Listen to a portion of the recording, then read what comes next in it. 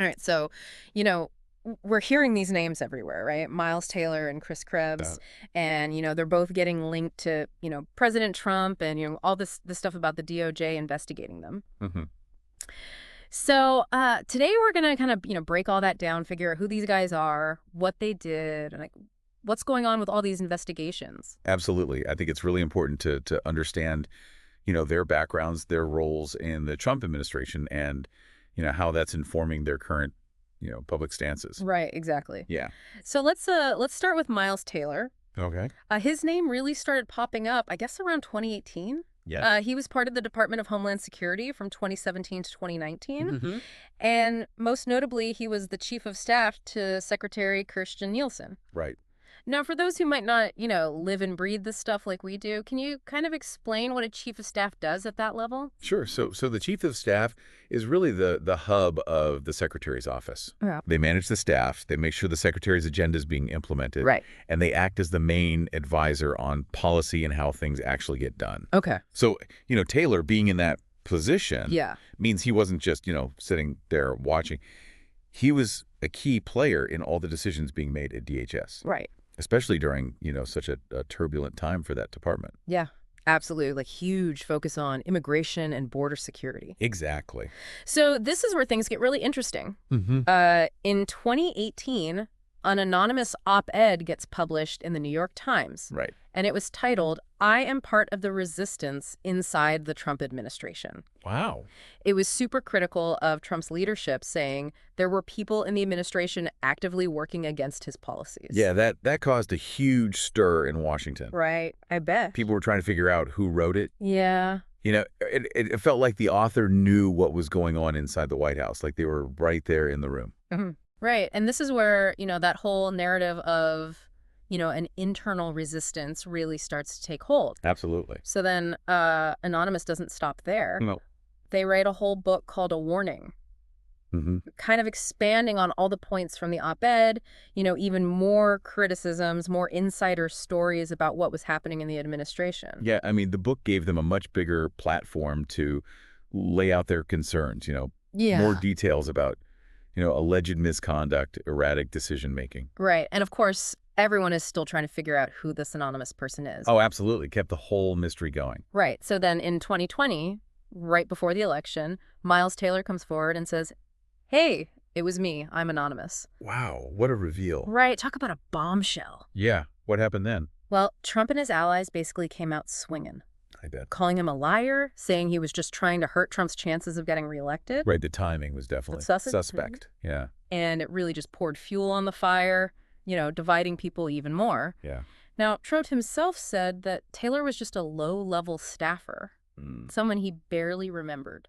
But wasn't he the chief of staff? Right. Like, that's not exactly a low-level position. Not at all. I mean, it sounds like Trump was trying to downplay Taylor's importance. Yeah. Right. Like Yeah, his criticism didn't matter because he wasn't really involved. exactly. But, as we discussed, chief of staff is a pretty big deal. Oh, yeah, for sure. So it seems like he was, maybe exaggerating a bit. That's possible. Yeah. And then it gets even weirder because Trump also said he saw Taylor on CNN all the time Huh? and was surprised that this guy he barely remembered wrote this book. He called it phony and full of fake news. Interesting. And he even mentioned that Taylor now works for CNN. So it's like he's trying to discredit Taylor Right. by saying he's just a mouthpiece for CNN. Yeah, and it's just odd that he would say he barely remembers him, but also acknowledge seeing him on TV so much. Yeah, it does seem contradictory.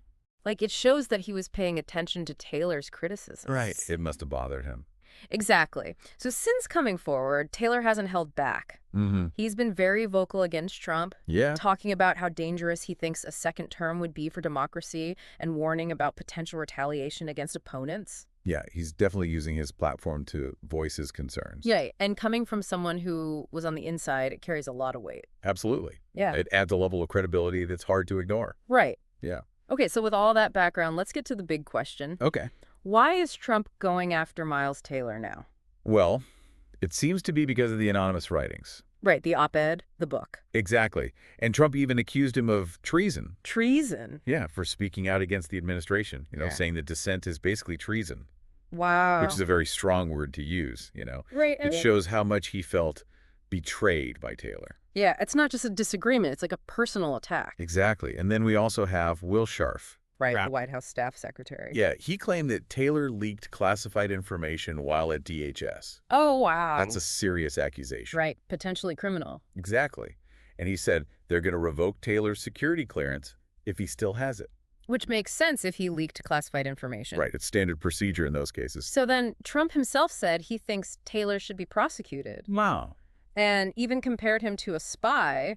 Wow. And he also said that these anonymous books from people within an administration are unfair to presidents.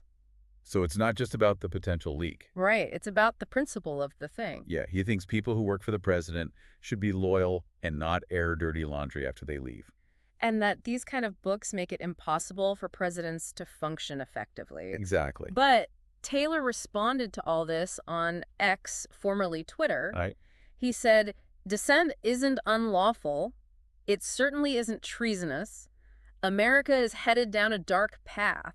So he's pushing back against Trump's narrative, saying he has a right to speak out and that this investigation proves his point about the dangers to democracy. And that it's not treason to criticize the government. Exactly. Okay, so that's the Miles Taylor situation. Yeah, quite a story. Now let's move on to Chris Krebs. Okay. He's another former Trump official who's facing a DOJ investigation. Right. Krebs was appointed by Trump as the first director of CISA, the Cybersecurity and Infrastructure Security Agency within DHS, back in 2018. So he was in charge of protecting our critical infrastructure from both physical and cyber threats. Right. Everything from power grids to financial systems to election systems. And that election part is really key here, Yeah, so he served in that role until November 2020. right after the election. Exactly. And what makes his story so important is what happened during that election. Krebs and CISA were deeply involved in making sure the election was secure. Right, working with states and local governments to make sure everything was safe from cyber attacks and disinformation. Exactly. And after the election, Krebs publicly stated that the election was secure. And that Joe Biden had won. Right. He said CISA had found no evidence of widespread voter fraud. Which directly contradicted what Trump was saying. Exactly, and those statements got him fired by Trump. On Twitter. Of course, on Twitter. Yeah.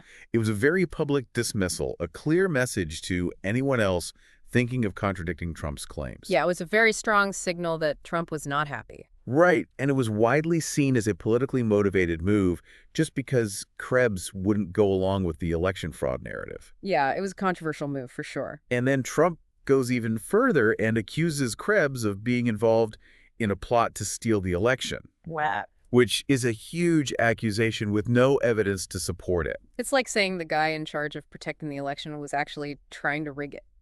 Right, and this further escalates the tension between Trump and Krebs. Absolutely. Now, Krebs has since moved on to the private sector. Mm-hmm. He's the Chief Intelligence and Public Policy Officer at Sentinel, a cybersecurity company. So he's still very much involved in the cybersecurity world. Yeah, and it shows that his expertise is still highly valued. Definitely. It also kind of reinforces his credibility, you know? Right. He's not just some disgruntled ex-employee. He's still a respected figure in the field. Exactly. And he's continued to stand by his statements about the 2020 election. Right. And what's really interesting is that he's getting praised by people from both sides of the aisle. Yeah, that's pretty remarkable these days. Right. It shows that people recognize his integrity. Absolutely. He's standing up for what he believes is right, even though it cost him his job. And he's getting recognized for that. Exactly. But of course, Trump has his own take on all this. Mm-hmm. He's accusing Krebs of weaponizing his position against free speech. Huh. He's basically saying that Krebs and CISA were trying to silence anyone who questioned the election results. So from Trump's perspective, Krebs was censoring him and his supporters. Exactly. Yeah. And that this was a violation of their free speech rights. But most people see it differently. Right. They see Krebs as trying to protect the election from disinformation. Yeah, he was trying to make sure people had accurate information about the election. Right, not lies and conspiracy theories. Exactly.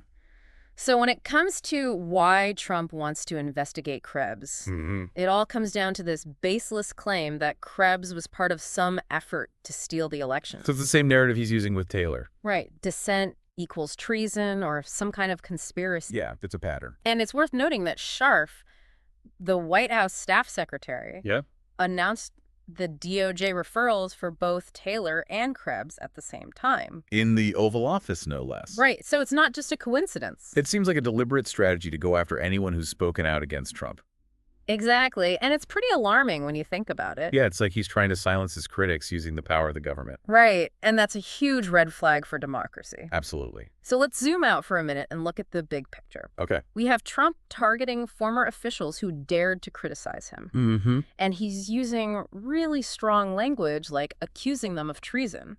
Yeah, that's a very serious charge. Right, and throwing around words like that just to silence dissent is very dangerous. It's like he's trying to intimidate anyone else who might speak out. Exactly, and then there's the timing of all this. Mm-hmm. As some people have pointed out, it happened right after Trump backtracked on some tariff policies. Interesting. And some are suggesting that this might be a sign that he's getting more aggressive, more focused on punishing his enemies. Yeah, it's like he's lashing out. Right. And then there's the method he's using to launch these investigations, using executive directives to go after political critics. Yeah, one commentator called it insane authoritarian stuff. Right. It's a very concerning way to use presidential power.